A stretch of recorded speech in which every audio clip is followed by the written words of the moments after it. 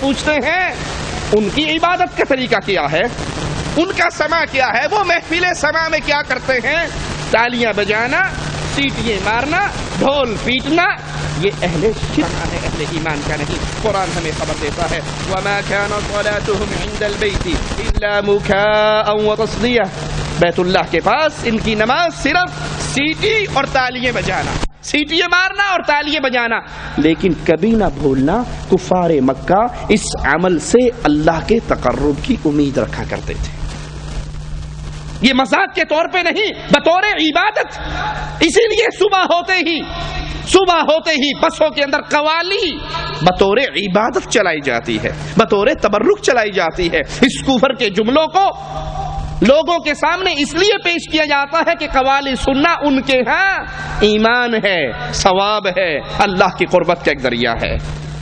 آج قوالی کے دلدادہ بھی تالیاں بجاتے ہیں، ڈھول پیٹتے ہیں، چمٹے بجاتے ہیں اور اس کو قرب الہی کا ذریعہ سمجھتے ہیں۔ آئیے قرآن سے پوچھتے ہیں وَمِنَ النَّاسِ مَن يَشْتَرِي لَهْوَ الْحَدِيثِ لِيُضِلَّ عَن سَبِيلِ اللَّهِ بِغَيْرِ عِلْمٍ، لوگوں میں سے وہ لوگ جو لہو الحدیث کو خریدتے ہیں تاکہ لوگوں کو اللہ کے راستے سے گمراہ کیا جائے، بغیر علم، بغیر علم کے، ان کو کوئی علم نہیں۔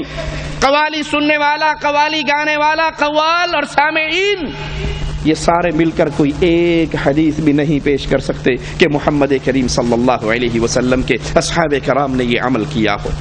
ان کو کوئی علم نہیں، یہ کفار کے رکشے قدم پر چلتے ہوئے، یہ ہندوؤں کے راستے پر چلتے ہوئے، ان کے مندروں سے بجن سن کر مسلمانوں میں قوالی کی صورت میں پھیلانے والے، وَيَتَّخِذَهَا هُزُوًا، اور اسے ہنسی مذاق بنانے والے، أُولَئِكَ لَهُمْ عَذَابٌ مُهِينٌ، یہ وہ لوگ ہیں جن کے لیے دردناک اور رسوا کر دینے والا عذاب ہے۔ عبداللہ بن مسعود رضی اللہ عنہ سے سوال ہوا کہ آپ لہو الحدیث سے کیا مراد لیتے ہیں، اس کا کیا مطلب ہے؟ تو انہوں نے 3 مرتبہ زور دے کر کہا اللہ کی قسم اس سے مراد گانا ہے، اس سے مراد گانا ہے، اس سے مراد گانا ہے۔ عبداللہ بن عباس رضی اللہ عنہما سے پوچھا گیا لہو الحدیث کے بارے میں تو انہوں نے فرمایا گانا اور راگ، یہ گانا اس سے مراد، قرآن کی آیت سے مراد یہ گانا ہے، یہ موسیقی ہے، یہ راگ ہے۔ مسند احمد میں اور ترمذی میں اور ابن ماجہ میں ہے، رسول کریم صلی اللہ علیہ وسلم نے فرمایا گانے والی کو نہ بیچا کرو، گانے والی کو نہ بیچا کرو، نہ انہیں خریدا کرو، نہ انہیں گانا سکھایا کرو، اور ان کی قیمت حرام ہے۔ اور ایسی ہی باتوں کے بارے میں لہو الحدیث کی آیت نازل ہوئی۔ آج قوالی پیٹنے والے، قوالی بجانے والے، قوالی گانے والے، ڈھول سرنگی بجانے والے، قرآن کریم کی یہ آیت ان پر کیسے فٹ ہوتی ہے؟ وَذَرِ الَّذِينَ اتَّخَذُوا دِينَهُمْ لَعِبًا وَلَهْوًا وَغَرَّتْهُمُ الْحَيَاةُ الدُّنْيَا، اور ایسے لوگوں سے بالکل کنارہ کش ہو جائیے، ان کی قوالیاں نہ سنیے، ان کے کفریہ جملوں کو نہ سنیے، ان کی ساز اور موسیقی کو نہ سنیے، بلکہ ان سے کنارہ کشی اختیار کر لو جنہوں نے اپنے دین کو کھیل اور تماشا بنا لیا۔ اللہ کی قسم دے کر پوچھتا ہوں، اس منظر کو آپ اہل شرک کے سامنے، اہل کفر کے سامنے پیش کیجئے، کافروں کے سامنے پیش کیجئے کہ ایک مسلمان بڑی سفید پگڑی باندھ کے بیٹھا ہوا ہے اور انگلی کا اشارہ کر رہا ہے اور پوری مسجد کو کرنٹ لگ رہا ہے، وہ ناچ رہے ہیں، گر رہے ہیں، لوٹ پوٹ ہو رہے ہیں، تو کیا خیال ہے؟ کفار اس کو دیکھ کر اسلام سمجھیں گے؟ کہیں گے یہ کیا کھیل تماشا ہے، اور وہ بھی اللہ کے گھر کے اندر۔ یہ کھیل تماشا نہیں ہے اور کیا ہے؟ سفید لمبی داڑیاں ہیں، طاہر القادری صاحب کی موجودگی میں بابے ہیں، اور ناچ ناچ کے ان کا ایسی تیسی ہو رہی ہے، کوئی رکوع کی حالت میں ناچ رہا ہے، کوئی کھڑا ہو کے ناچ رہا ہے۔ کیا انڈین اداکار میں گے، پاکستان کے اداکار ناچیں گے جو یہ مولوی مسجد میں ناچتے ہیں؟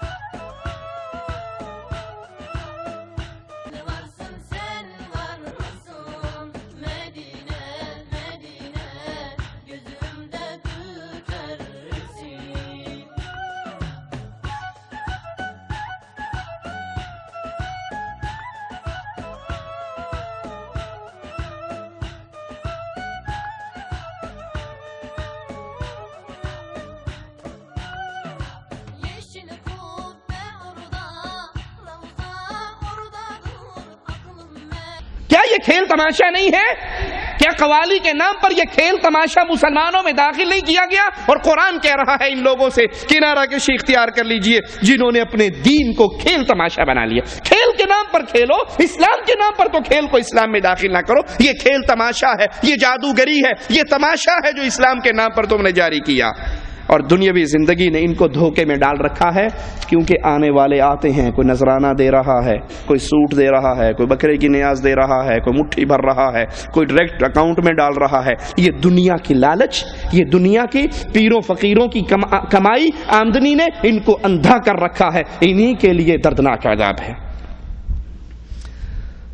اور اس دھمال کو